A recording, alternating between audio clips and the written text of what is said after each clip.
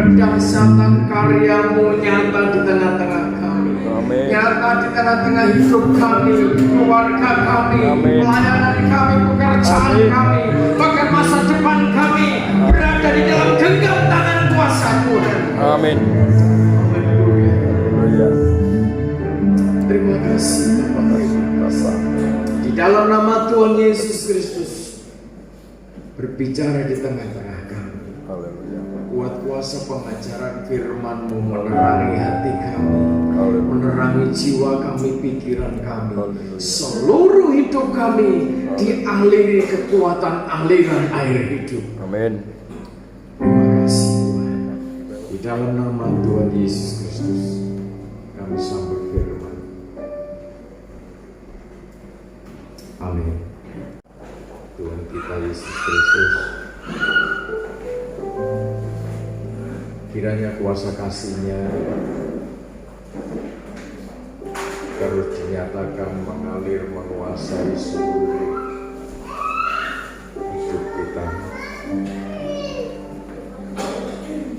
Kalau seluruh hidup kita dikuasai oleh kekuatan aliran air hidup, yaitu kebenaran firman Tuhan yang mengalir dari tahtanya sendiri, maka ada respon. Ada respon dari setiap pribadi yang menerima, yang merasakan aliran air hidup itu.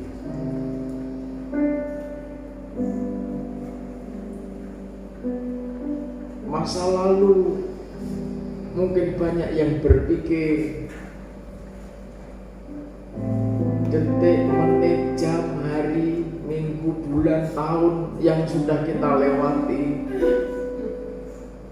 Banyak yang berpikir bagaimana ketika kita belajar, menerima, meresponi apa yang menjadi kehendak dan ketetapannya Tuhan. Banyak yang meresponi, banyak yang berpikir bagaimana prosesnya. Sebab berbicara penderitaan salib itu tidak disukai oleh darah daging. Tetapi kita harus paham, kita harus mengerti bahwa sebenarnya ketika kita mendapatkan anugerah, mendapatkan kesempatan dilawat, dialiri oleh kekuatan aliran air hidup itu, berarti kita ini mendapat kesempatan untuk dibaharui, untuk disempurnakan oleh Tuhan. Kekuatan untuk masuk sampai pada kesempurnaan yang ditetapkan Tuhan, kekuatannya dari Tuhan. Tinggal sekarang persoalannya, kita ini merespon tidak apa yang menjadi kehendak dan ketetapan Tuhan.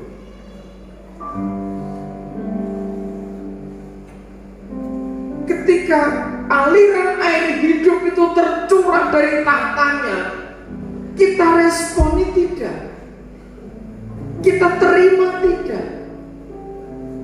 Jangan-jangan roh kasih, roh mempelai itu tidak ada.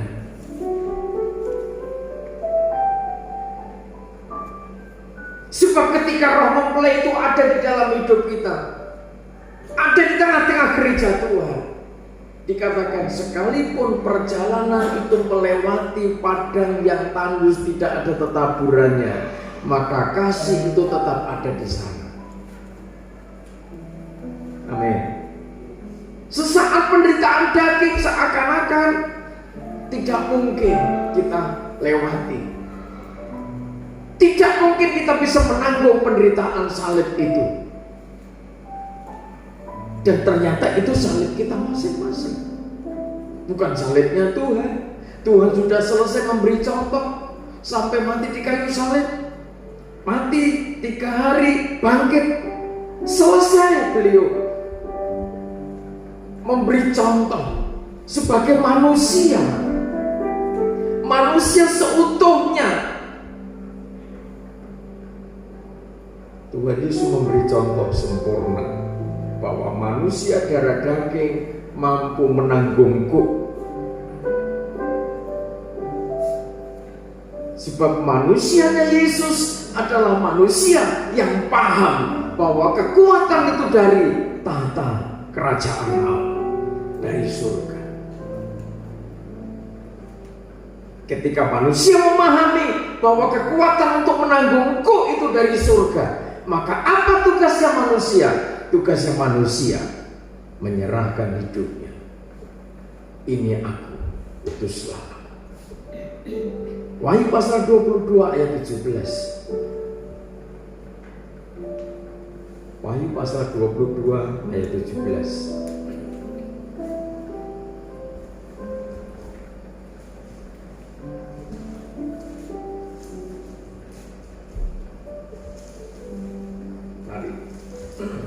Pasal 22 ayat 17. Roh dan pengantin perempuan itu berkata, marilah.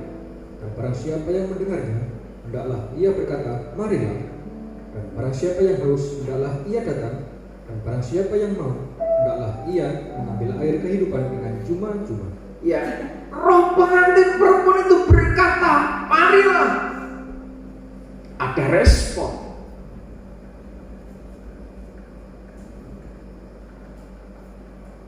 Dan barang siapa mendengarnya, hendaklah ia berkata, marilah. Dan barang siapa yang haus, hendaklah ia datang. Barang siapa yang mau, hendaklah ia mengambil air kehidupan dengan cuma-cuma. Meresponi apa yang menjadi kehendaknya roh pengantin, roh mempelai surga, adalah sifat pribadinya mempelai perempuan. Meresponi apa yang menjadi kehendaknya kerajaan Allah adalah hatinya gereja sidang tubuh Kristus.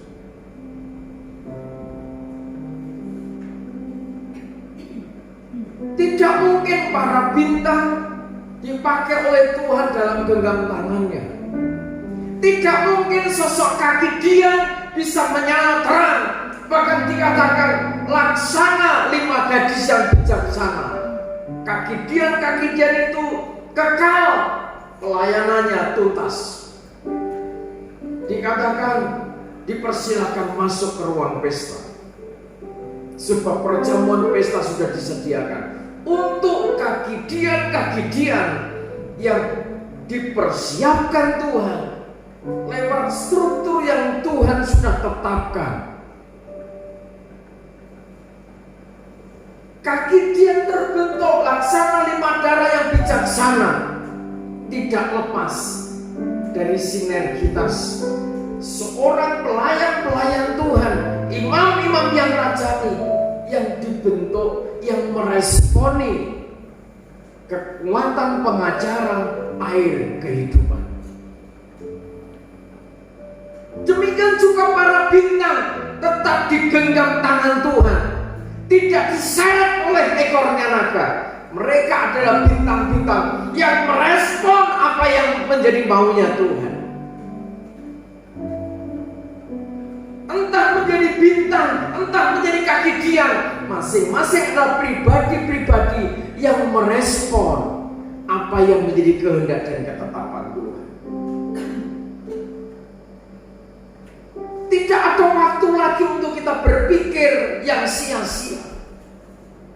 Tidak ada waktu lagi kita menunda-nunda untuk menjawab, ya, aku siap Tuhan. Kadang-kadang ketika kita ini berpikir, melihat kondisi materi kita, finansial, usaha kita hanya berandai-andai. Ketika aku sudah punya uang, aku akan lakukan hal seperti ini. Tidak mungkin. Berpikir ketika aku punya banyak, aku akan melakukan. Sedangkan yang kecil saja tidak dilakukan. Ingat, orang yang akan dimuliakan adalah orang yang setia dari perkara yang kecil. Merespon apa yang dimau Tuhan dari perkara-perkara yang sepertinya diremehkan orang, sepertinya tidak berdaya, tidak diperhitungkan orang. Seringkali orang berpikir pelayanan itu selalu di podium, selalu di altar.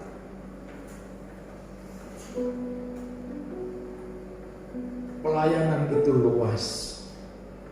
Pelayanan itu cukup banyak.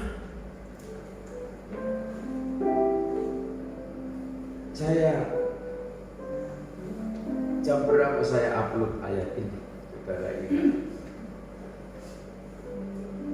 Kalau tidak salah ayat ini betul. Saya sedang berada dalam situasi yang sangat dingin mencekam.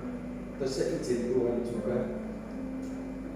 Sudah siap-siap, gembala sudah siap di rumah untuk persiapan. Ayo kita ke bukit.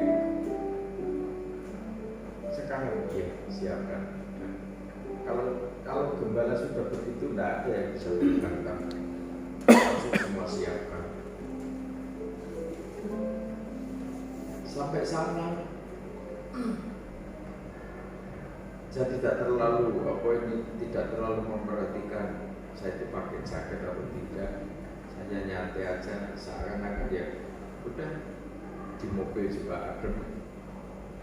Saya turun juga adem juga, saya di dalam mobil, tapi kok lama-kelamaan kok semakin menusuk tembus ke tulang, seakan-akan dingin ya, adem. Betul-betul merasakan situasi yang adem, yang enak, yang damai, yang tenang. Saya baca firman Tuhan hanya dekat rumah saja aku tenang. Saya buka firman Tuhan, saya ketemu roh dan pengantin perempuan itu berkata, marilah. Dan barang siapa mendengar hendaklah ia berkata, marilah. Kalau saya tidak meresponi apa yang menjadi kehendak dan ketetapannya Tuhan, kalau kami tidak meresponi apa yang menjadi ketetapannya Tuhan, untuk apa?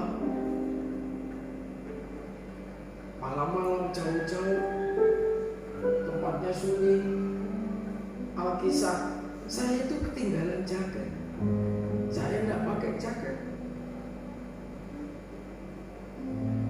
Ibu gembala bawa dua, dia jaket, sweater, dan mami pakai ini, pakai aja double, pakai double.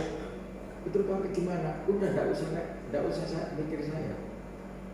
Ibu gembala sudah jaketnya double ditambah sarung. Masih kedinginan, kepengen Bromo.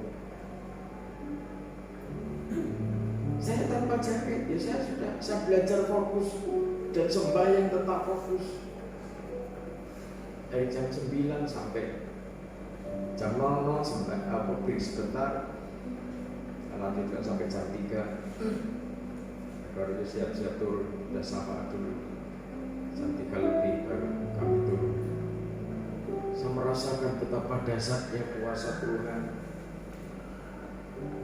untuk meresponi apa yang menjadi kehendaknya Tuhan. Memang tidak mudah. Kita harus menanggalkan keinginan daging. Saya tidak berpikir aku harus tidur nyenyak di kasur yang empuk. Saya tidak mau berpikir terlampau lama dalam hal seperti itu. Saya tidak mau bersantai-santai.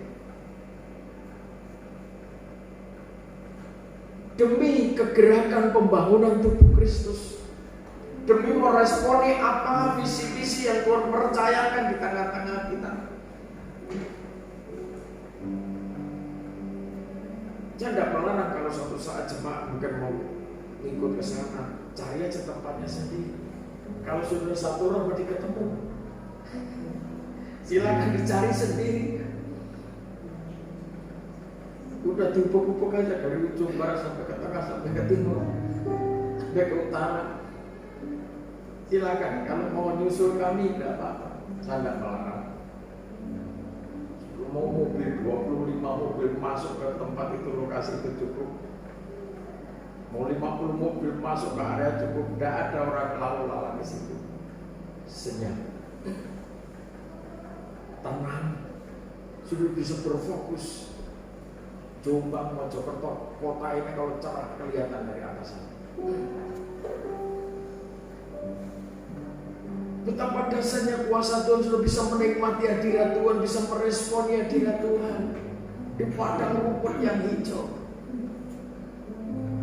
Sejuknya alam kerajaan surga saya rasakan betapa dahsyatnya, sehingga saya tidak merasakan dinginnya fisik. Tanpa jaket saya tanya, beliau deh kedinginan atau enggak? Beberapa orang yang ikut saya tak ajar. Kalau kita berpikir, wah dingin banget, saya tanpa jaket juga, dan tidak masalah, saya fokus sembahyang, tetap sembahyang. Saatnya syafaat.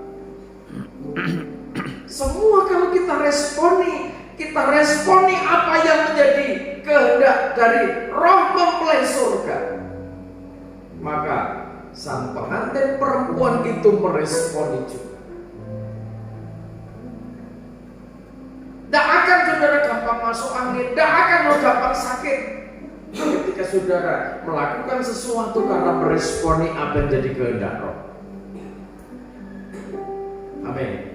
Ketika saudara merindukan anak cucuku nanti kelak menjadi hamba-hamba Tuhan, imam-imam yang rajani, jangan manjakan anak cucu saudara.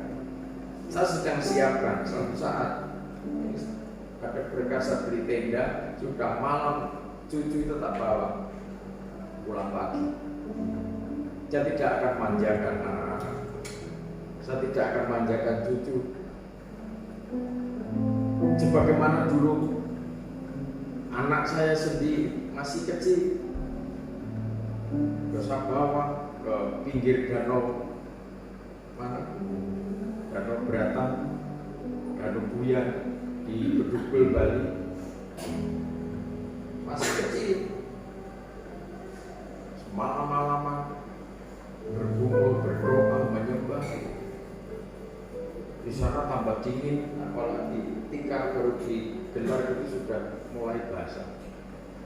Sejak kecil anak saya sendiri saya latih seperti itu. Saudara tahu bagaimana anak-anak kita juga terlatih. Kalau cucu saudara punya cucu, ya sudah, si bapak ibunya anak itu yaitu cucu saudara harus juga menegaskan kepada anak-anak supaya cucu ini juga menjadi cucu satu saat yang kuat, yang tangguh, bukan anak yang bermanja-manja karena segalanya sudah ada terus kita tidak melatih mereka. Nanti menjadi generasi yang lemah, menjadi generasi yang rapuh, menjadi generasi yang tidak punya jati diri. Sampai generasi berapa saudara kan bisa melihat generasi yang Tuhan percayakan saudara putus di tengah jalan atau berkesinambungan, itu tergantung bagaimana roh kasih karunia itu kita responi.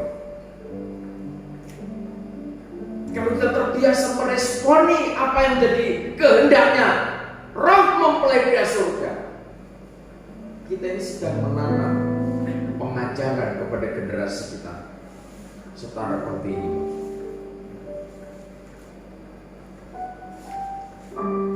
Dulu kita mendidik anak-anak kita berdisiplin, sementara anak-anak kita mulai tidak disiplin, cucumu kelak bahaya. Ketika Anda tidak percaya, kalau anak-anak kita sudah mulai tidak disiplin dalam persoalan ibadah, berarti cucumu sudah mulai akan turun grafiknya.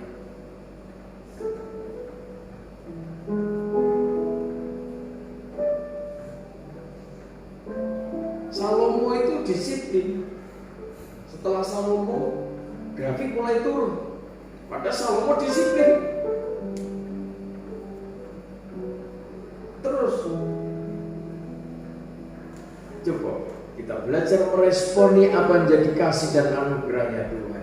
Ketika kita meresponi apa yang menjadi kasih dan anugerahnya Tuhan, ketika generasi kita ke depan menghadapi situasi kondisi yang seakan mengagetkan, mengejutkan, mencemaskan. Pemimpin-pemimpin negara mengatakan kita sedang menghadapi ketidakpastian. 2 Petrus pasal 3. Bagaimana menghadapi situasi yang tidak pasti? Jika nanti krisis demi krisis terjadi. Ayat 10. 2 Petrus pasal 3 ayat 10 mulai. Tetapi hari Tuhan akan tiba seperti pencuri. Pada hari itu, langit akan lenyap dengan gemuruh yang dahsyat, dan unsur-unsur dunia akan hangus dalam nyala api, dan bumi dan segala yang ada di atasnya akan hilang lenyap. Ayat 11.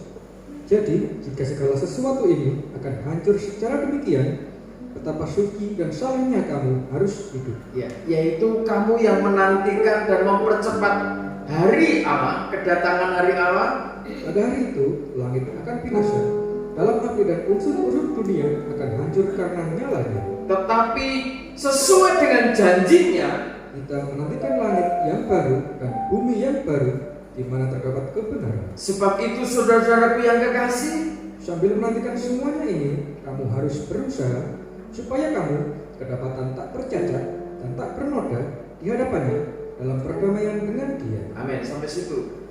Meresponi apa yang menjadi kehendak dan ketetapan Roh mempelai pria surga.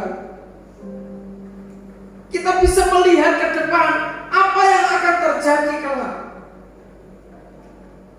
Membaca situasi, membaca firman. Setelah membaca firman, kita membaca situasi yang berkembang. Bagaimana kondisi perekonomian, bagaimana kondisi moralitas generasi akhir zaman, bagaimana kondisi perkembangan budaya, perkembangan iklim, dan lain sebagainya. Semua mengalami perubahan demi perubahan yang begitu cepat.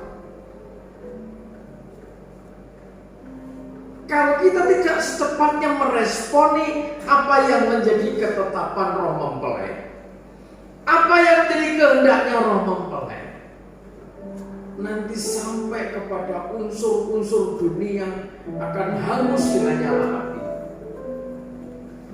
Sampai Tuhan mempercayakan langit dan bumi yang baru kepada umat pilihannya. Kita harus bergerak. Bagaimana kita harus menjadi pribadi-pribadi yang suci, saleh di dalam hidup. Menjaga stabilitas pikiran, hati, jiwa kita tetap terpaut di dalam kebenaran firman.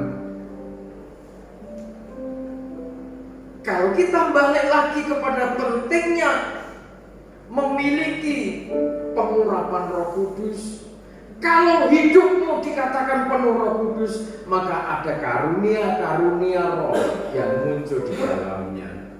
Di antaranya adalah karunia hikmat dan makrifat. Kalau karunia hikmat dan makrifat itu masuk menguasai hidupmu, betapa suci dan salehnya kamu harus hidup yang menantikan dan mempercepat kedatangan hari Tuhan. Jadi menantikan hari Tuhan, menantikan kemuliaan itu harus dinanti dengan kesucian dan kesalehan hidup. Bukan dengan sibuk berpikir, mencela orang. Ini personal, ini pribadi. Makanya saudara menjadi orang jangan gampang tersandung, tersinggung, sakit hati, mogok-mogok. Ini personal.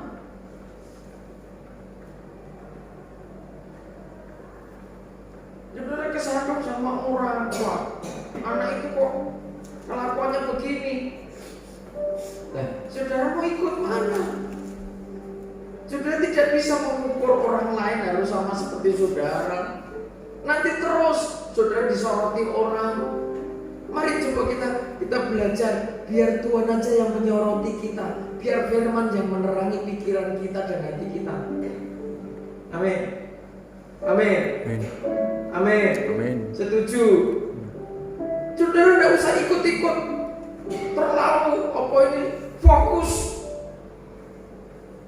Nanti malah kesandung sendiri. Ya kalau saudara punya kemampuan kasih, melihat orang belum sampai kasihnya, belum sampai tanggung jawabnya, belum sampai kerelaannya, itu perjalanan.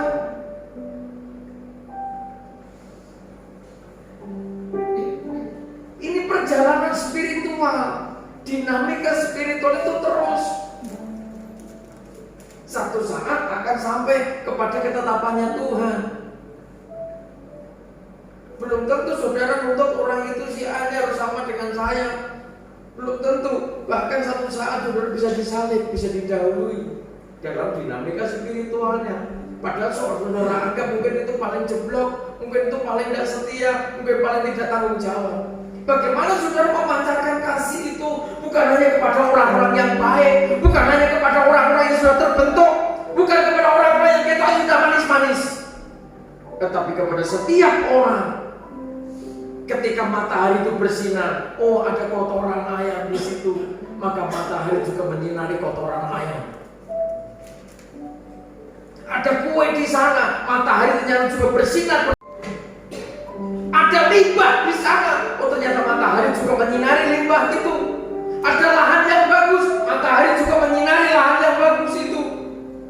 Entah itu terbentuk atau belum tertata atau belum tertata, orang-orang yang digenggam tangan Tuhan punya tanggung jawab misi untuk menyinari mereka. Bukan hanya ngomong gelek kok. Dandan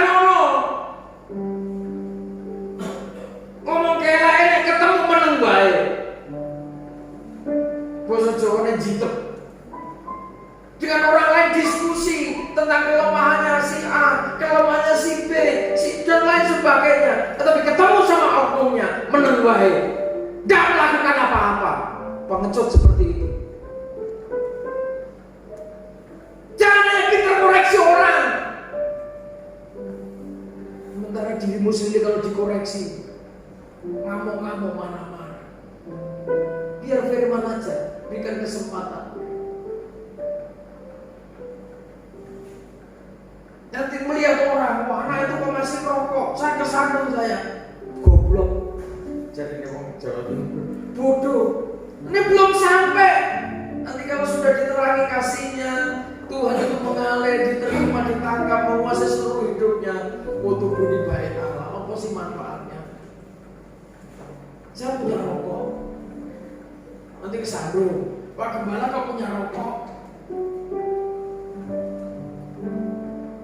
Ya, betul saya punya rokok.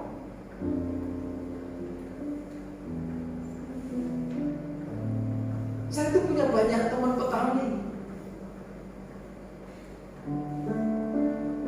Ketemu mereka, tidak hanya bahasa. Juga ngejak Mas Yohanes, selamat pagi. Pripun kabare? Langsung cek keluar kerja. Buatan sesuai ya. Aku yang bawa rokok. Minta bawakan oleh-oleh di rokok. Oh terima kasihnya tidak habis-habis. Tiap saya ke ladang itu, kadang kalau selalu Pak Brodor lupa bawakan mereka. Mereka perlu itu. Mereka perlu itu. Ya keperluan mereka, apa yang bisa saya kerjakan, saya buat, ya, mereka senang.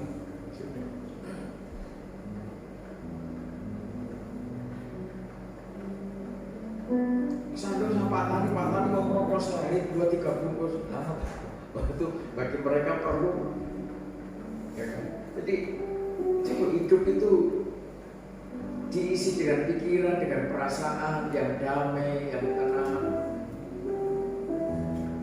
Kalau itu semua dilakukan dengan sukacita, dilakukan dengan penuh tanggung jawab, dengan penuh kerelaan.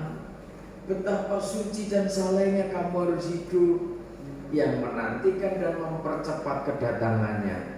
Jadi orang pengen kapan, bertanya-tanya kapan Tuhan datang. Menantikan kedatangannya, menantikan hari Tuhan itu harus dinantikan dengan kesalehan hidup, dengan kesucian hidup. Kita semua dibongkar Tuhan, kita semua sedang disucikan Tuhan, kita semua sedang didandani Tuhan, dikoreksi Tuhan. Jadi kalau sudah akrab di dalam roh menyembah Tuhan, saya itu tidak bisa ngomong-ngomong. Mau berbantah tidak bisa. Dengan kondisi seperti ini, seperti aja bisa terima kasih Tuhan. Dalam situasi apapun kau bekerja, kau menyertai, kau melihat. Tuhan mengampuni seringkali hamba tidak paham, tidak dong. Atas situasi yang terjadi mungkin seakan-akan kok begini, kok begitu. Ampuni Tuhan, ternyata itu semua adalah kehendaknya Tuhan, didikannya Tuhan. Terus dinamika kehidupan itu saya jalani, saya belajar mengerti kehendaknya Tuhan. Suruh ke selatan, saya ke selatan. Suruh ke utara, saya ke utara. Suruh naik ke bukit, saya naik. Ketika saya berusaha, ngapa Tuhan terus ke sana? Siapa ditunjukkan firman Tuhan tiap-tiap malam, dia juga memberi contoh. Keluar ke tempat sepi, ke bukit, ke gunung. Tiap-tiap pagi yang mencari ke tempat yang sepi untuk berdoa. Apa saya berbantah di rumah kan juga ada tempat doa. Di rumah juga ada tempat, di kebun juga bisa. Tidak bisa. Ketika dia menghendaki hambaku naik ke bukit, ya mau kondisi situasi mungkin bergembala atau kayak ada saya sendiri tidak apa-apa, tidak usah dikhawatirkan.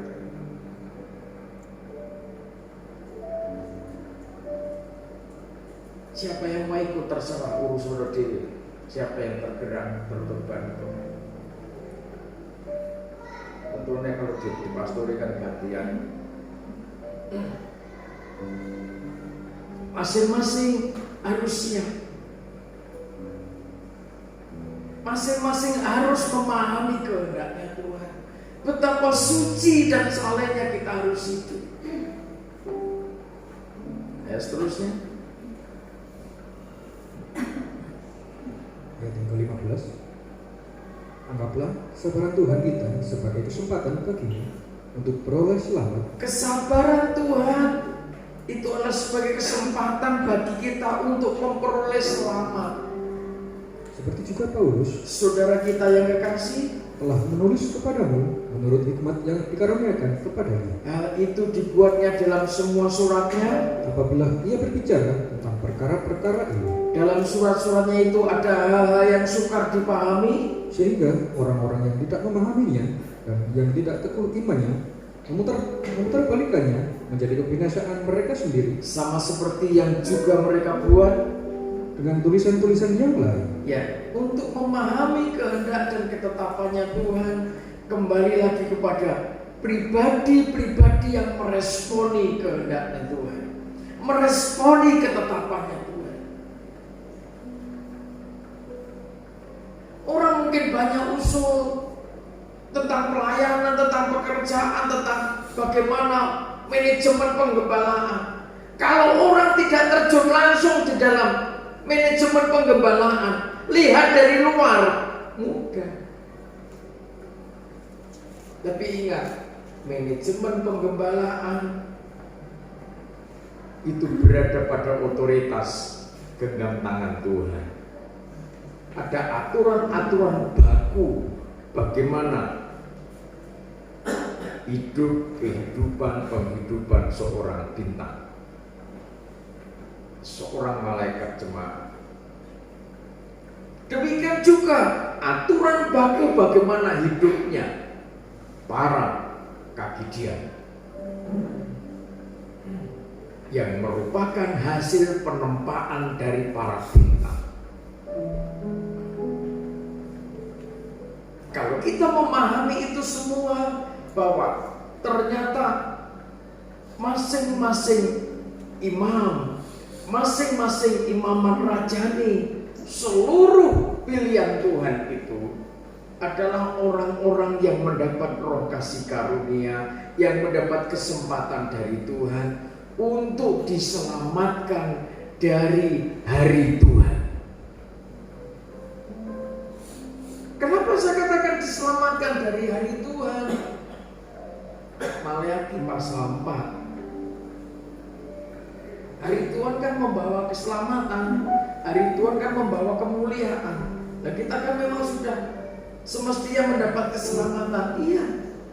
Tetapi ingat, menanti kemuliaan, menanti keselamatan yang sejati, bagaimana kita harus berjaga dalam situasi kondisi rohani yang suci, yang saleh. Yang pertama, hari Tuhan, Maleakhi pasal 4. Bahwa sesungguhnya hari itu datang menyala seperti perapian, maka semua orang gegabah dan setiap orang yang berbuat fasik menjadi seperti jerami dan akan terbakar oleh hari yang datang itu. Firman Tuhan semesta alam, sampai tidak ditinggalkannya akar dan cabang mereka. Amin. Sampai tidak ditinggalkannya akar dan cabang mereka. Dikatakan sesungguhnya hari itu datang menyala seperti perapian, membakar habis orang-orang yang gegabah. Apa itu gegabah? Gegabah itu kalau menurut Kamus Besar Bahasa Indonesia, orang yang terlampau berani, orang yang terlampau berani sehingga mengakibatkan kurang hati-hati dalam bersikap, dalam bertindak, dalam perbuatan, dalam perkataan, dalam berpikir dan semuanya. Kalau saudara amati, orang yang gegabah itu nanti akhirnya nanti sikapnya salah, tindakannya salah, perbuatannya salah, perkataannya salah. Orang gegabah itu seperti itu. Belum ngerti, belum tahu kronologinya itu seperti apa, sudah ngomong duluan. Itu gegabah. Belum tahu ceritanya tadi itu seperti apa sih, tahu-tahu langsung marah. Itu gegabah. Mestinya kan kalau pengen mengatasi persoalan itulah harus tahu dulu kronologinya, urutan peristiwanya itu seperti apa. Kok seperti sekarang kok jadinya seperti ini, itu kemana, dari mana asal usulnya. Jangan belum tahu langsung sabar aja. Kadang kan orang jadi salah paham, gagal paham, dan bertindak gegabah itu karena tidak sabar. Yang ditonjolkan emosinya dulu, mengedepankan emosinya, mengedepankan egonya, mengedepankan akunya. Cukup. Semakin hari, kian lama, kian hati-hati, sehingga kita ini tidak gegabah. Ngomong sak ngomong, ya betul-betul dipertimbangkan dengan dasar kebenaran firman Tuhan. Kira-kira apa yang kita sampaikan itu benar apa benar. Andai kata tahu benar karena mungkin banyak pendapat, yang mana dulu yang harus kita kerjakan kalau itu menyangkut pekerjaan, menyangkut membangun pribadi, membangun masa depan, membangun keluarga. Mana dulu yang kemudian setahap demi setahap. Sebab membangun sesuatu, bahkan yang tampak saja contohnya, kalau tidak fokus, tidak bisa. Ya kan? Kan harus fokus.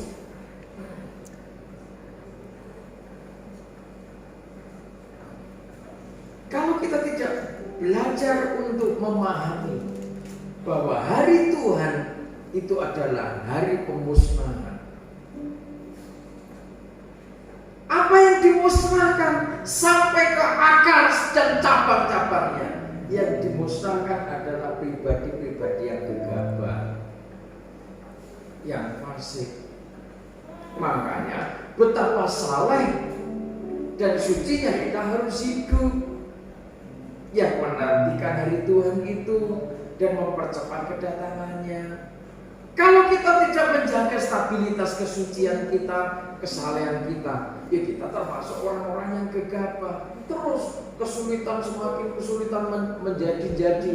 Orang semakin tidak terkontrol, tidak bisa menguasai diri, ngamuknya cepet, emosinya cemepak, tersedia, otomatis.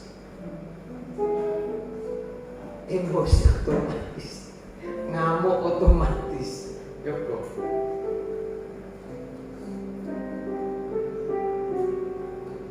Gembala sudah biasa dalam situasi kondisi yang pres, gak punya apa-apa,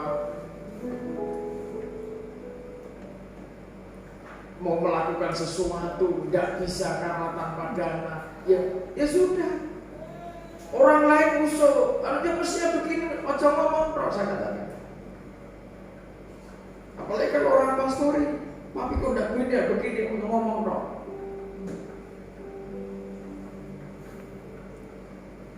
Bisa mengerjakan ini, bisa mengerjakan itu. Kalau tidak ada sarana prasarananya, mau bangun ini, bangun itu, nyantai saja. Orang itu kalau damai, ya bisa dijalani, belum bisa dijalani, ya sudah, ambil yang lain lagi yang bisa dijalani. Damai. Kalau tidak tenang, bahasa Jawanya apa? Kemerungsung, tidak sampai kehendaknya, tidak sampai bisa dikerjakan dengan baik. Karena memang sarannya belum ada. Bikin warung tidak jadi-jadi, belum memang perlu sarana prasarana. Bagaimana supaya, contohnya, bagaimana supaya kemanfaatannya itu bisa dilaksanakan? Ya sudah, barang yang ada dikerjakan, minim biaya. Pohon jati ditebang tanpa harus digergaji semua, utuh-utuh, tidak masalah juga malah unik.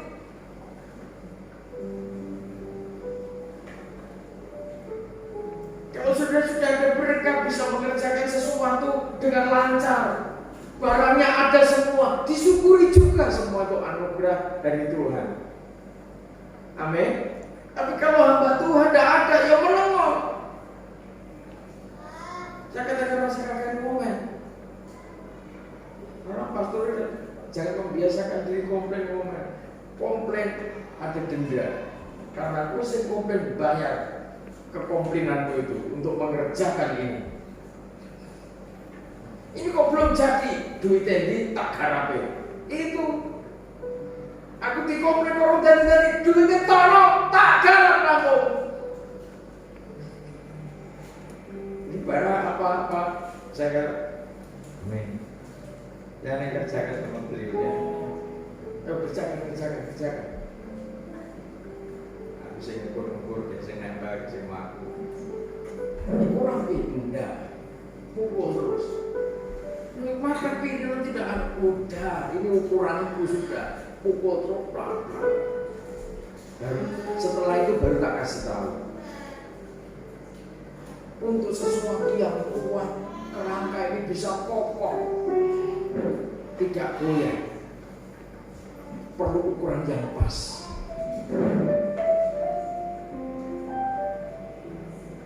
dimasukkan, dipukul, sepertinya kita paksa, tapi hasilnya kuat.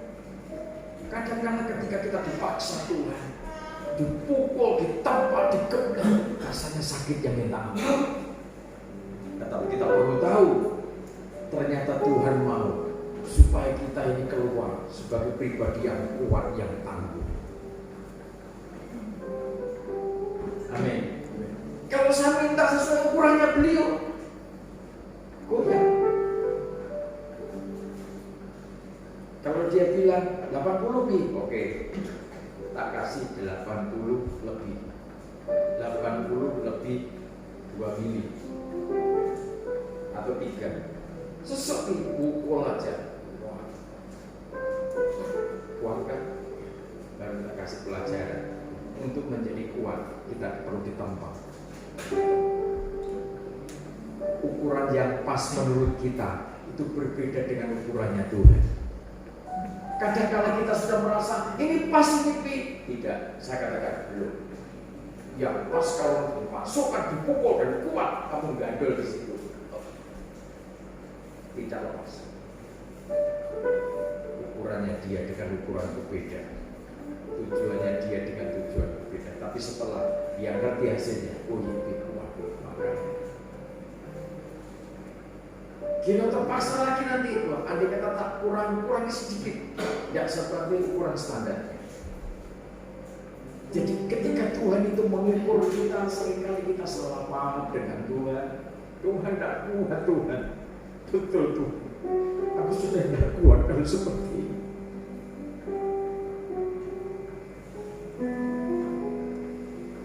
Apalagi gembala menghimbau, doa malam juga di bukit. Aku tidak menghimbau. Kalau mau ikut, boleh orangku. Masuk gitu caranya. Loh, bermakrifat itu ngerti nanti. Pasti. Coba percaya. Amin. Amin. Saya cari seseorang. Saya beda masuk. Sekian jam yang lalu, dia serong.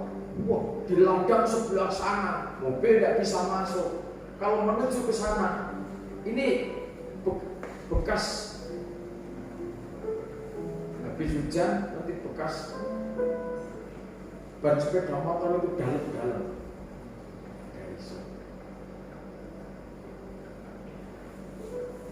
Ini sudah, jadi dulu itu tempat itu pasti sebenarnya ada. Berapa jam yang lalu dia serok di ladang.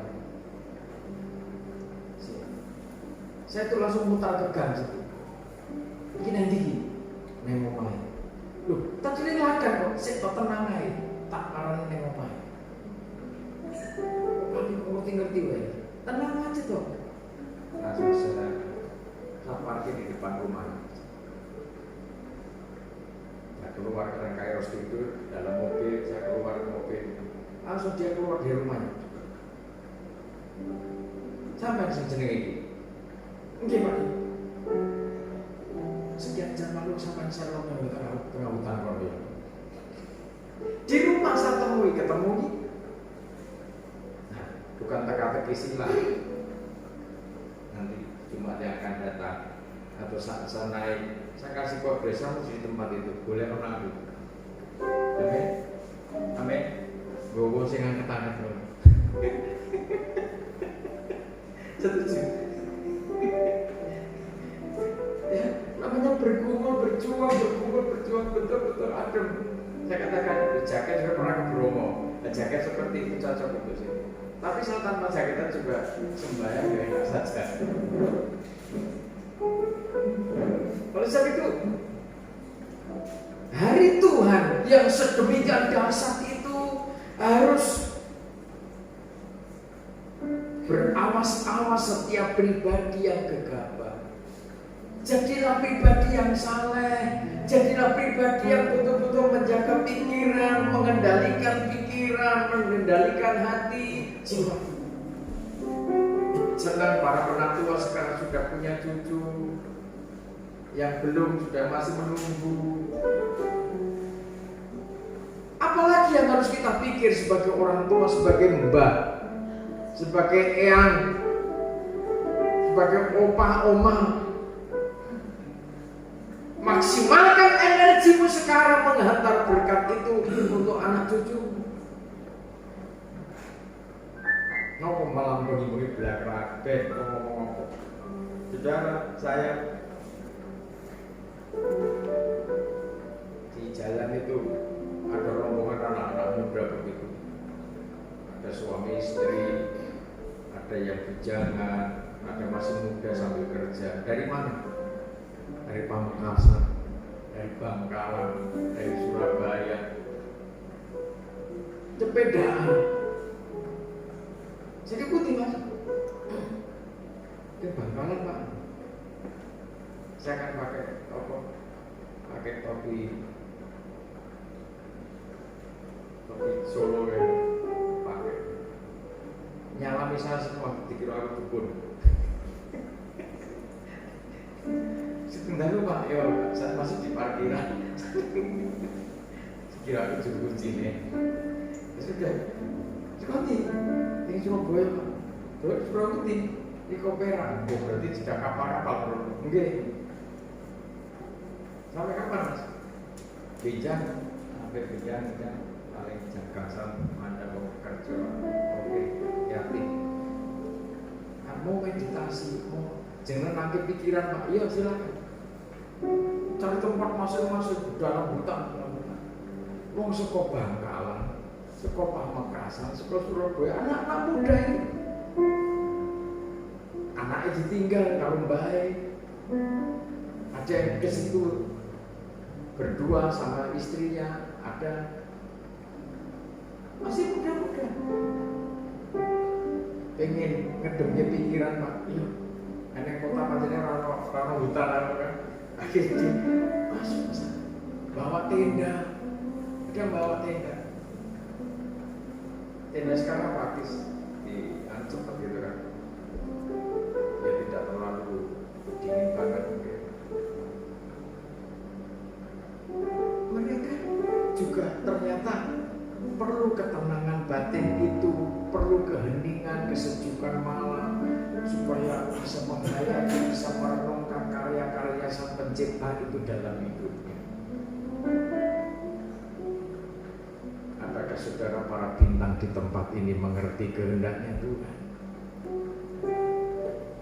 Manja-manja dengan kasurmu yang empuk itu, dengan selimutmu yang tebal itu. Jangan karena banyaknya pekerjaan akhirnya sesuatu yang paling penting dalam hidup dan masa depan anak cucu kita justru kita tinggalkan.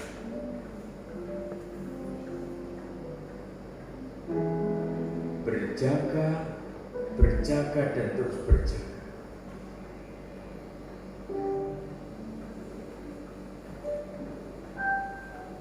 Tidak setiap malam saya naik bukit itu.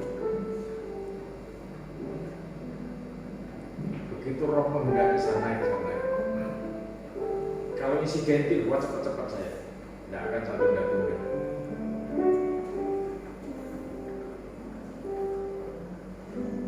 Besok itu ayat 2 dikatakan, tetapi kamu yang takut akan namaku, bagimu akan terbit surya kebenaran dengan kesembuhan pada sayapnya. Kamu akan keluar dan bercingkrak-cingkrak seperti anak lembu lepas kandang. Ya, hari Tuhan adalah pemusnahan bagi orang-orang gegabah. Tetapi bagi orang-orang yang takut akan nama Tuhan, di dalam hidupnya dipercaya kekuatan hikmat dan makrifat itu. Sebab dikatakan firman Tuhan bahwa sebenarnya takut akan Tuhan adalah hikmat dan makrifat.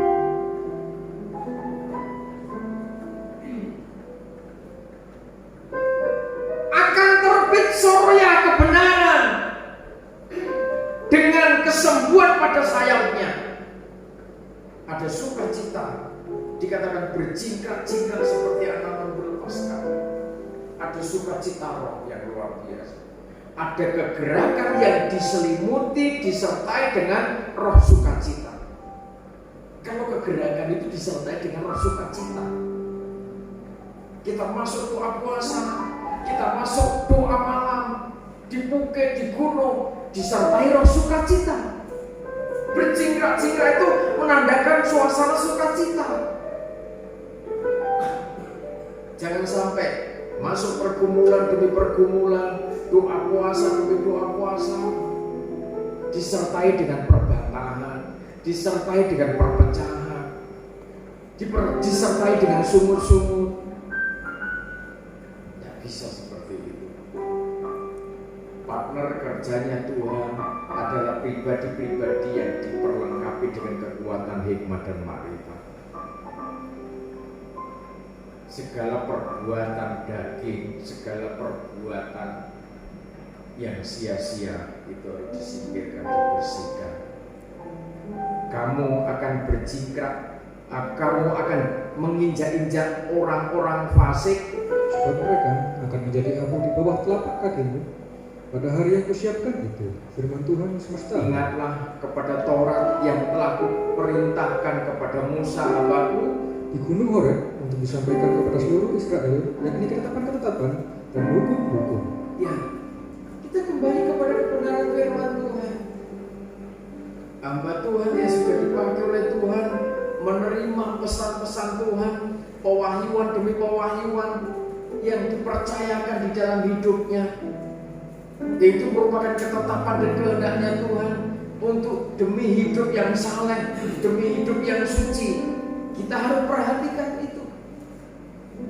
Sebagaimana kemudian gembala mengajarkan bagaimana kita memasuki peperangan rohani lewat doa puasa di dalam kendalinya kebenaran firman dan Roh Kudus, dikerjakan dengan hati, dikerjakan dengan pikiran yang kudus, yang saleh. Bukan perpecahan, bukan hura-hura.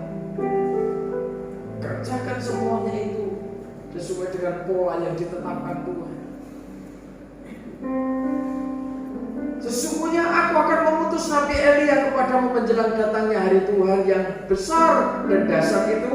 Maka ia akan membuat hati bapak-bapak berbalik kepada anak-anaknya dan hati anak-anak kepada bapak-bapaknya, supaya jangan aku datang memukul bumi sehingga musnah. Ya, supaya satu saat anak-anak kita, para bapak juga memperhatikan pesan-pesan para hamba Tuhan yang kelak dipercaya Tuhan.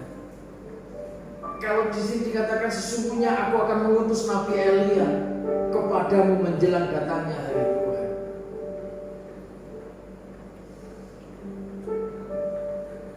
Bisa juga itu berbicara tentang kiasan, bagaimana rohnya Tuhan yang dipercayakan kepada Elia itu juga dipercayakan kepada para bintang.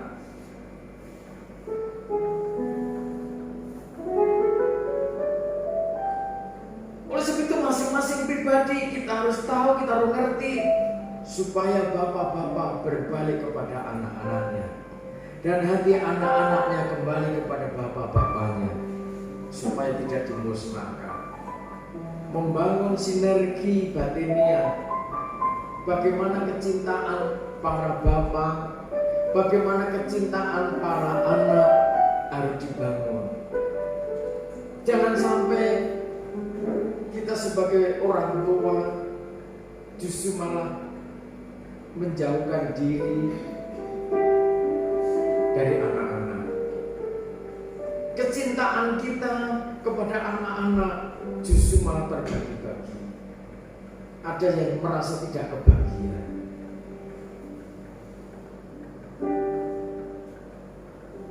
Begitupun juga tidak boleh menyalahkan orang tua.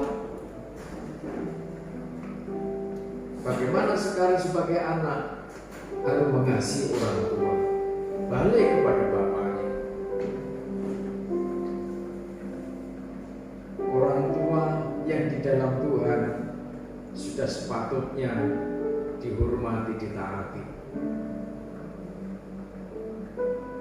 Jangan-jangan sebagai anak kurang ngerti maksudnya Tuhan, apa yang menjadi kekurangannya orang tua, apa yang menjadi kelemahannya ayah, justru menjadi ganjalan untuk saudara tidak mengasihi seorang ayah. Bagaimanapun kondisi ayah saudara, bagaimanapun kondisi bapak saudara, itulah bapakmu. Perlu diingat, kita menjadi besar, bertumbuh, bisa mandiri, tidak lepas dari perjuangannya seorang ayah. Sudah maksimal bagaimana menghantar anak-anak, dari anak-anak belum bisa melakukan sesuatu, belum bisa jalan, maka sang ayah, sang mama, orang tua pada dasarnya mengawasi, membimbing saudara.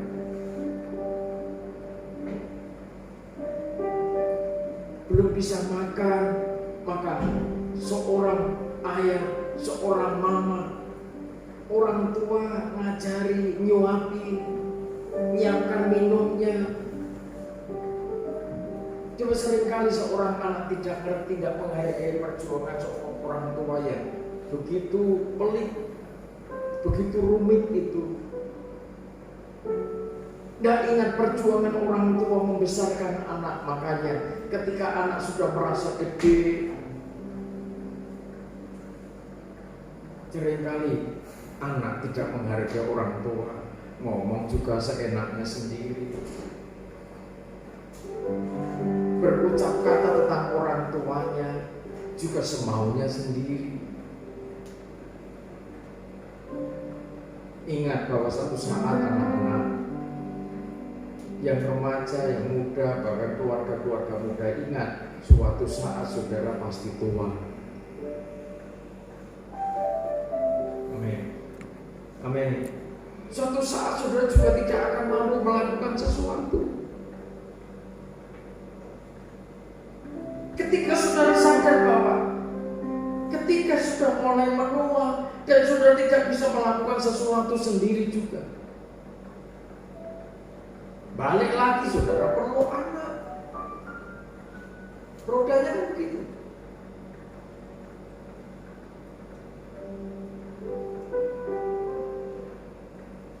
Ketika saudara berkata sembrono kepada ayahmu, satu saat saudara jadi tua. Bagaimana kalau anakmu juga sembrono dengan saudara? Ingat, tuayan itu lebih banyak dari taburan.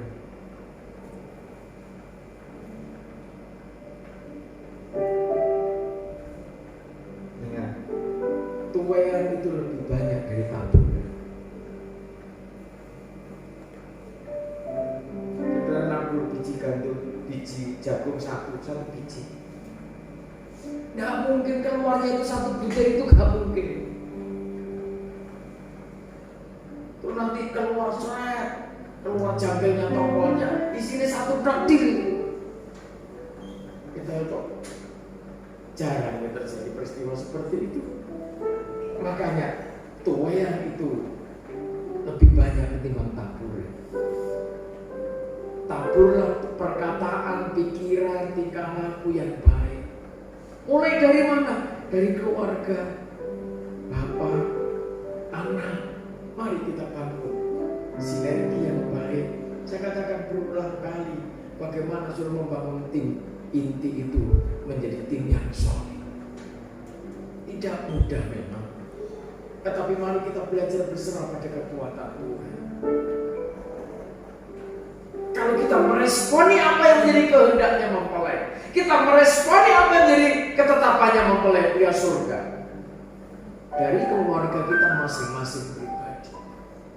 Ketika anak berpikir buruk tentang orang tua, ketika orang tua berpikir buruk kepada anak, saudara jangan terus berdiskusi tentang yang salah papa, yang salah mama, yang salah anak-anak.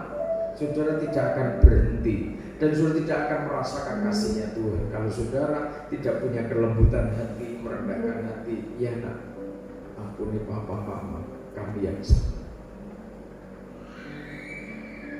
Sebab saudara dengan mengatakan begitu, mengucapkan kata itu, kalimat itu, saudara sedang menancapkan, menuliskan satu kalimat suci di dalam pribadi anakmu. Ketika suatu saat cucunya sudah gede, sudah dewasa, yang tertulis dalam hatinya anak kita adalah, ya nak, papa mama yang salah. Demi kesatuan, demi ketulusan hati, demi kemurnian, demi keutuhan keluarga. Ya nak, papa yang salah, ampuni papa yang salah.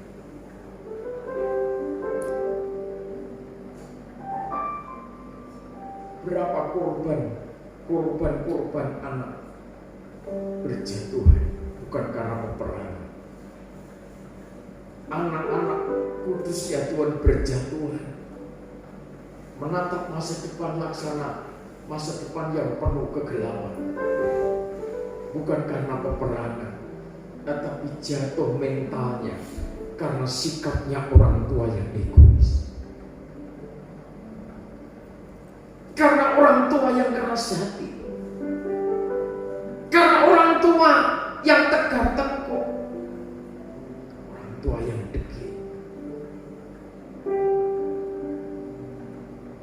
Kenapa kita mempertahankan ego kita demi tahta kita sebagai kepala rumah tangga begitu? Mari kita belajar kepada Dia. Ketika kita merasakan betapa penatnya Tuhan, betapa letih lesunya hidupku Tuhan sebagai suami, coba responi suara mempelai.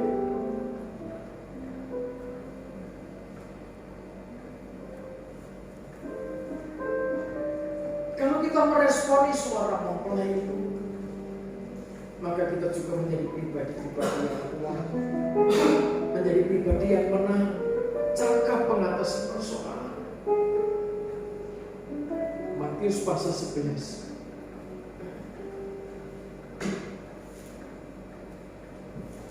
ayat 28. Matius pasal 11 ayat yang ke-28. Marilah kepadaku semua yang letih lesu dan berbeban berat, aku akan memberi kelegaan kepadamu. Ini suara mempelai. Suara mempelai pria surga mengatakan, marilah kepadaku semua yang letih lesu dan berbeban berat, aku akan memberi kelegaan kepadamu.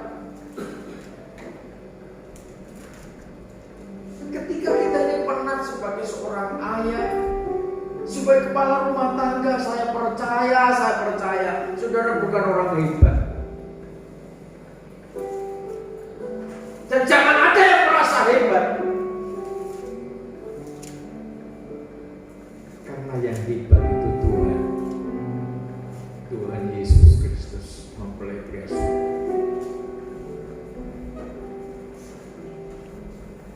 Penat, letih lesu,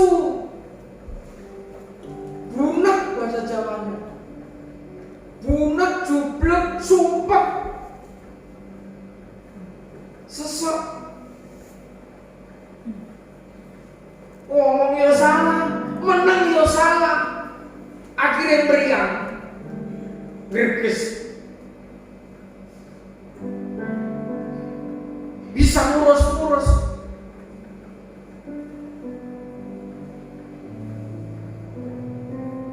Coba rendahkan hatimu di hadapan Tuhan, responi suara mempelai pria surga. Marilah kepadaku yang letih lesu.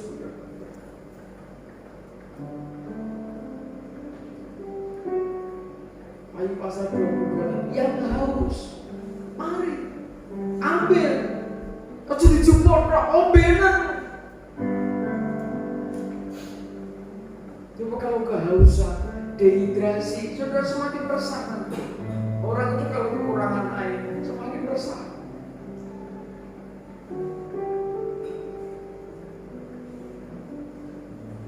Tuhan akan memberi kelegaan. Roh mempelai mengajar, dan Dia menjawab persoalan kita, memberi kelegaan.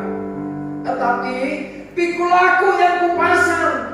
Dan belajarlah padaku. Nah, setelah kita dipercaya, ingat, ketika saudara itu letih, lesu, berbeban berat, harus melakukan tanggung jawab. Ojo ngomel, jangan bersungguh-sungguh atau berbantah-bantah. Langkah selanjutnya, supaya kita tetap bisa memikul kuk yang dari Tuhan, belajarlah kepada roh mempelai itu.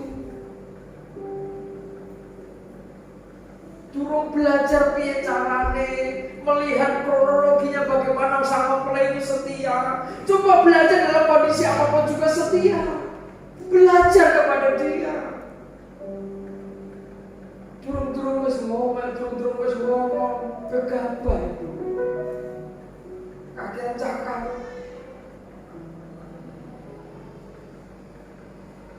Dikatakan karena aku lemah lembut Dan rendah hati, dan jiwamu akan mendapat ketenangan. sebab kuk yang kupasang itu enak. Dan bebanku pun ringan. Amin. Dia itu lemah lembut. Artinya, bagaimana supaya kita kuat nanggung beban itu, mikulku itu? Dia itu lemah lembut, berarti kita harus kerjakan dengan lemah lembut. Balik lagi kepada persoalan bagaimana bapak-bapak kembali pada anak-anak, kembali pada bapak-bapak. Kalau anak punya kelembutan hati, bapak punya kelembutan hati, kedua belah pihak punya tanggung jawab yang tidak terpisahkan. Masing-masing lembut hati. Tuhan aja dari kerajaan surga yang sempurna turun ke bumi, bahkan melalui kandang, nempati kandang yang hina itu. Masa saudara hanya jadi kepala rumah tangga, abote turun dari tahtamu? Seberapa hebat tahtamu sebagai kepala rumah tangga? Kursi kerajaan keluarga itu seberapa dasarnya sih dibanding kerajaan Allah? Bojo aku jadi manusia ya. Cakap. Kalau saudara memahami, meresponi roh mempelai ini, sudah cakap mengatasi masalah orang. Ini suara sang hikmat. Suaranya mempelai, ajakannya mempelai. Dimanapun sudah cakap mengatasi masalahnya orang. Konseling datang, sharing, mengeluh. Pintar sudah mengatasi mereka. Karena sudah menjalani, sudah menjadi pribadi yang lembut hati karena belajar kepada dia. Orang lain melihat saudara bebannya banyak, sibuknya minta ampun, tetapi kok dijalani semuanya. Rahasianya apa? Saudara tahu rahasia. Kelembutan hati itu yang menjadikan saudara sehat walafiat. Di surga, di bumi, semuanya clear. Bersih-bersih masuk angin, batuk-batuk gak lama. Singkirkan itu semua, saudara ada sukacita, damai. Kalau sudah damai, jiwamu mendapat ketenangan. Oh, sudah aman. Amin. Amin. Ketika saudara sudah tenang, itu bisa berpikir, oh iya, barang itu bisa dibuat ini, bisa dibuat ini, bisa dibuat ini. Tetapi nek jiwamu tidak tenang, saudara punya harta banyak, saudara bisa mikir, percaya? Jiwamu tidak tenang, banyak barang, tetapi tidak jadi. Orang kena kabeh itu barang, tidak tertata. Setelah dibuat, oh iya, oh kalau ini. Untuk apa saya bikin seperti ini? Kan banyak orang yang kaget ketika barangnya sudah membangun sesuatu sudah jadi, kok iya ya, keliru nih, bukan apa itu? Lebih baik mana? Saudara lembut hati, tenang, rendah hati, jiwamu tenang, dan bisa berpikir dengan jernih dalam tuntunan Tuhan. Memang tidak mudah ini, tidak mudah. Bahkan orang mungkin menilai orang yang lembut hati, rendah hati untuk mendapat ketenangan dari Tuhan, mungkin dinilai orang bodoh sesaat. Lho kuwi golek apa? Lho kuwi ngopo kok koyo ngono? sesaat dinilai bodoh. Tetapi ada tindakan, ada aktivitas spiritual yang sedang saudara kerjakan, dan itu pasti. Kuk yang kupasang itu enak dan bebanku pun ringan. Orang itu kalau dengan lembut hati, dengan rendah hati, ngangkat sesuatu itu enak. Tetapi ketika hatimu gundah gulana, apalagi gegabah, barang yang kecil terasa berat.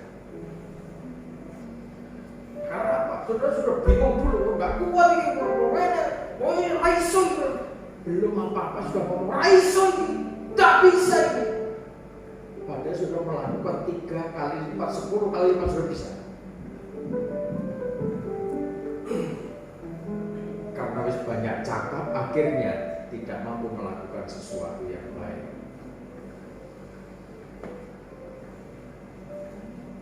Belajar merespon apa yang menjadi maunya mempelai pria surga adalah jiwanya para bintang, jiwanya para kaki dian emas. Supaya apa yang kita kerjakan tidak menjadi sia-sia. Betapa pentingnya kita membangun soliditas tahbisan kita sampai nanti para bintang itu mendapat anugerah dari Tuhan, pintu surga terbuka. Itu tidak otomatis. Ini tanggung jawab yang tidak mudah, saudara. Sampai Tuhan memperlihatkan standarnya gereja seperti ini.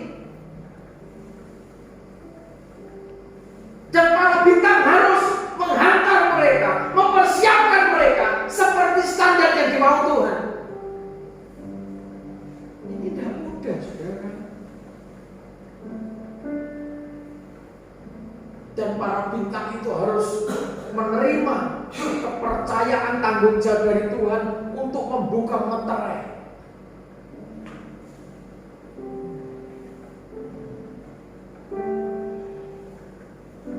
Meterai-meterai yang begitu dahsyat, begitu berat, yang harus kita pahami, harus kita mengerti. Ya kalau yang mengerti diberkati Tuhan, merespon roh mempelai. Tapi kalau yang tidak, Yeremia pasal 17.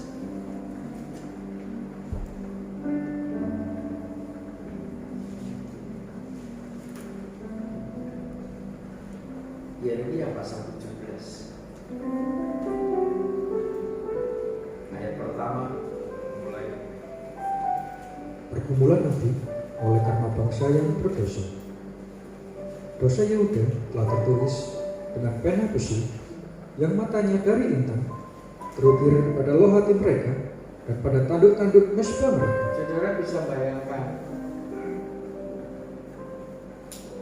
dosanya Yehuda tertulis dalam kiasan ini, tertulis dengan pena besi yang matanya dari intan, terukir pada loh hati mereka dan pada tanduk-tanduk mesbah mereka, untuk membuka meterai yang menutupi hati Yehuda, hati umat Allah, sampai-sampai dosa itu dibersihkan. Itu kan tidak mudah. Apalagi dosanya Yehuda digambarkan tertulis dengan pena besi yang matanya dari intan. Ini ibarat dosa ini dosa termeterai. Bukan hanya diusap bersih. Ini dosa yang sudah termeterai dalam pribadi hati manusia.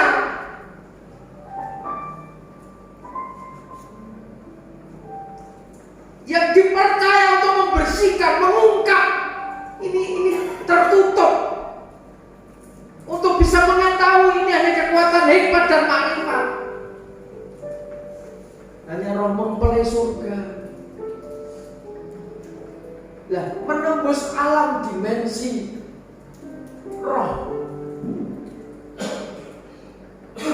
kita kembali bagaimana kita menjaga pikiran, menjaga kesalehan hidup kita.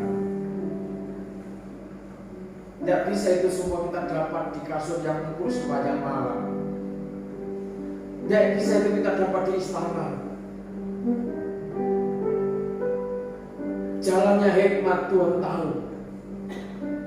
Jalannya makrifat Tuhan ngerti. Setiap roh nubuat apa yang dikerjakan Yesus adalah contoh menuju jalannya hikmat itu, menuju kesempurnaan makrifat itu. Kalau itu kita tidak jalani, kalau sebagai hamba Tuhan, sebagai malaikat sidang, tidur nyenyak, tuntutannya makan enak terus, tuntutannya serba fasilitas yang enak-enak terus. Lebih baik tidak usah jadi hamba Tuhan, tidak usah jadi gembala sidang, ketimbang nanti mencemarkan tak bisa.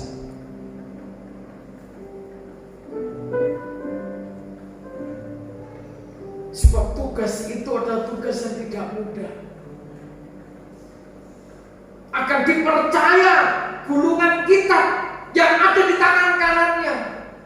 Para malaikat sidang yang dipercaya menghantar gereja Tuhan menyambut kedatangannya, melewati bencana demi bencana, adalah hamba-hamba Tuhan yang dipercaya rahasia gulungan kitab kecil yang di tangan kanan.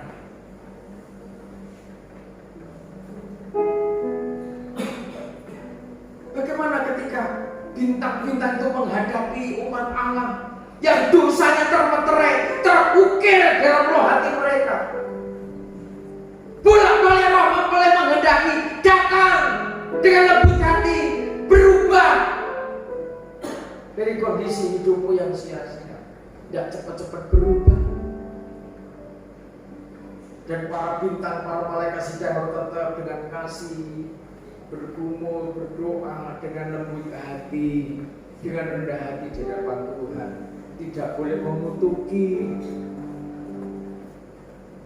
Orang sudah salah tambah dikutuk pisan. Tidak boleh. Biar itu urusannya Tuhan. Hukuman, mengutuk itu urusannya kerajaan Allah. Tugas kita mengalirkan kekuatan aliran air hidup yang menyucikan, yang menyejukkan, yang menenangkan, yang memberi kelegaan itu. Sebagai peringatan terhadap mereka, mesbah-mesbah mereka dan tiang-tiang mereka, berhala mereka memang ada di samping pohon rimbun di atas bukit yang tinggi. 3. Yakni gunungan di padang, harta kekayaanmu dan segala barang perbendaharanmu akan kuberikan dirampas sebagai ganjaran atas dosamu di segenap daerahmu. Ya, engkau terpaksa lepas tangan dari milik pusakamu yang telah kuberikan kepadamu, dan aku akan membuat engkau menjadi budak musuhmu di negeri yang tidak kau kenal, sebab dalam murkaku api telah mencetus yang akan menyala untuk selama-lamanya. Makanya firman Tuhan dikatakan kesempatan untuk kita dibaharui, anugerah untuk kita memperoleh hikmah, kita syukuri, kita hargai dengan baik, jangan kita sia-siakan. Sebab ketika saatnya Tuhan marah, saatnya Tuhan murka di hari Tuhan itu, betul-betul umat yang semestinya mendapat anugerah keselamatan dihajar habis-habisan, dimusnahkan oleh Tuhan dalam murkanya yang menyala-nyala itu. Beginilah firman Tuhan. Terkutuklah orang yang mengandalkan manusia, yang mengandalkan kekuatannya sendiri, dan yang hatinya menjauh daripada Tuhan. Ya, orang yang mengandalkan diri, membanggakan diri, mengandalkan kekuatannya, menjauh dari Tuhan, itu terkutuk. Ini firman Tuhan, bukan saya yang mengutuk. Tuhan sendiri yang menghukum. Makanya supaya kita tidak menjadi pribadi-pribadi yang terkutuk dari kerajaan Allah, maka jangan ada yang mengandalkan diri, jangan ada yang berbangga diri. Kalau Tuhan kasih kemampuan kepada saudara sebagai seorang ayah, sebagai seorang anak, bersyukurlah itu semua. karena anugerah Tuhan memberikan kemampuan, talenta, kemampuan demi kemampuan untuk bisa memuliakan Tuhan, belajar andalkan Tuhan dan mendekat kepada Tuhan.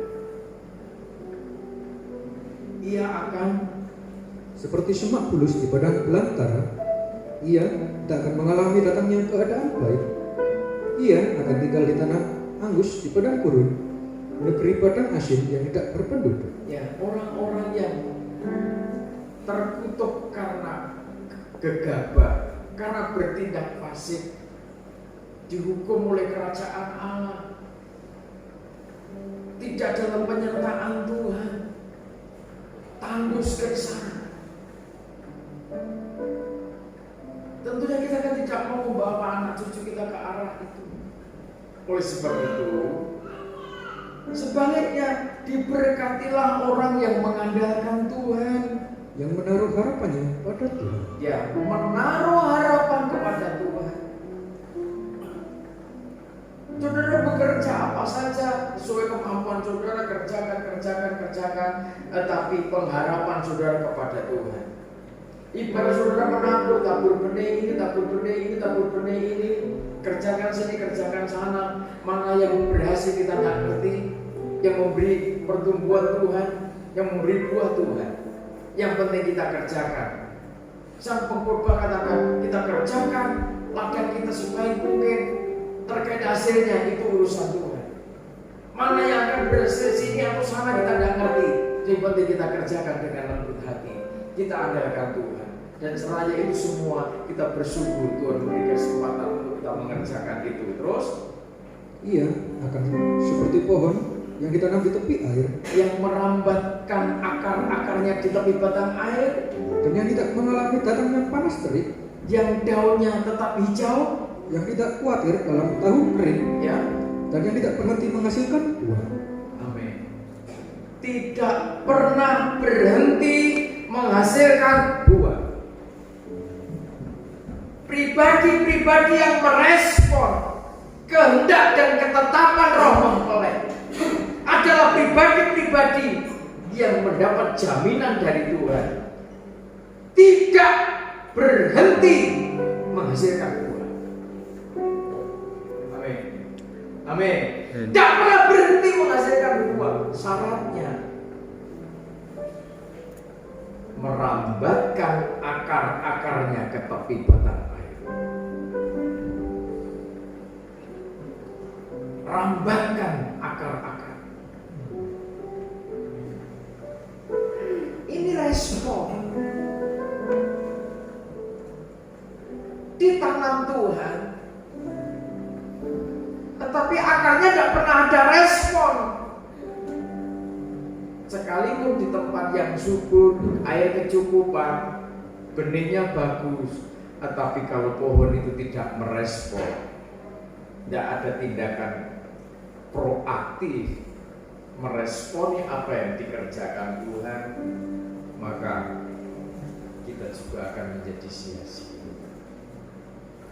Ketika kita merambatkan akar-akar kita ke tepi batang air, artinya merespon apa yang menjadi maunya Tuhan, maka kita tidak mengalami datangnya panas terik, daunnya tetap hijau, tidak khawatir tahun kering, tidak pernah berhenti menghasilkan buah. Orang-orang yang meresponi kehendak Tuhan, meresponi rohnya mempelai, adalah pribadi-pribadi yang selamat, yang terpelihara setiap saat.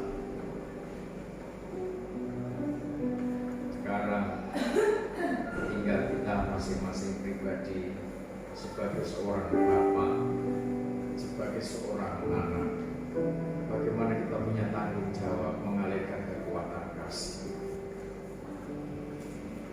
sehingga kasihnya Bapa terpancar untuk anaknya, anak meresponi kasihnya Bapa, anak juga mengasihi Bapaknya. Hal ini hubungan antara gereja Tuhan dengan kerajaan Allah, tetapi juga hal ini merupakan kondisi keluarga lepas keluarga kita. Tidak bisa kita bekerja sendiri-sendiri, tetapi ada suatu komunikasi, ada suatu sinergi satu sama lain. Sekecil apapun potensi yang ada pada anak-anak, pada keluarga, anggota keluarga, semua perlu dikondisikan bahwa mereka masing-masing punya kemampuan yang dipercayakan Tuhan dalam hidupnya. Tuhan Yesus memberkati.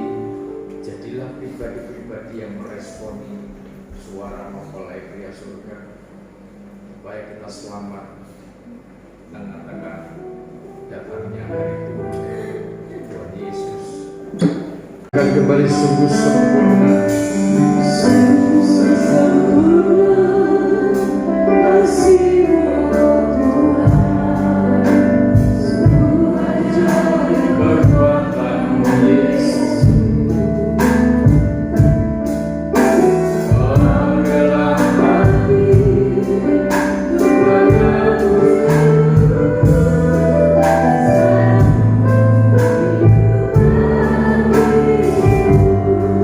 Selalu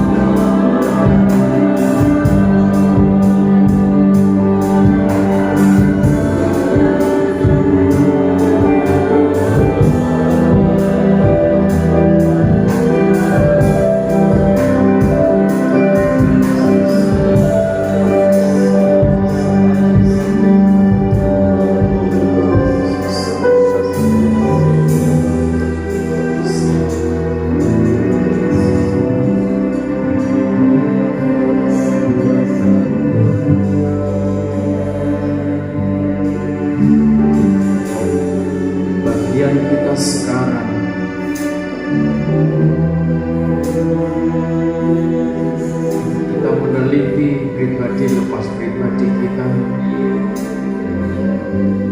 sejauh mana kita meresponi roh mempelai, sejauh mana kita meresponi kehendaknya Tuhan sebagai mempelai biasa.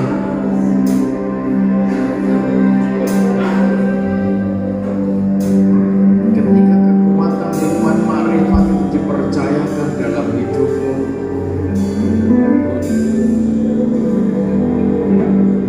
saudara akan mendapatkan roh pengertian, roh yang memahami,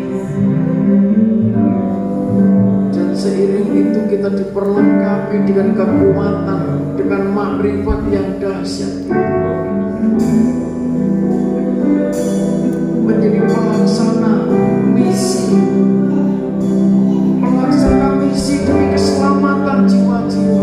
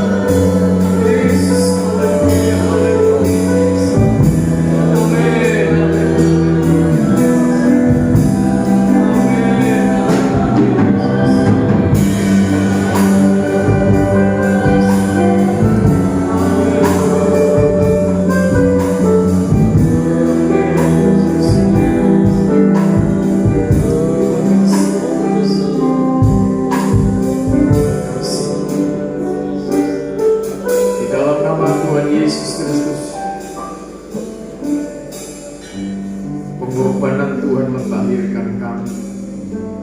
Segala dosa dan cacat celah kami diampuni oleh Tuhan, dibersihkan oleh kekuatan darah pengorbanan Tuhan.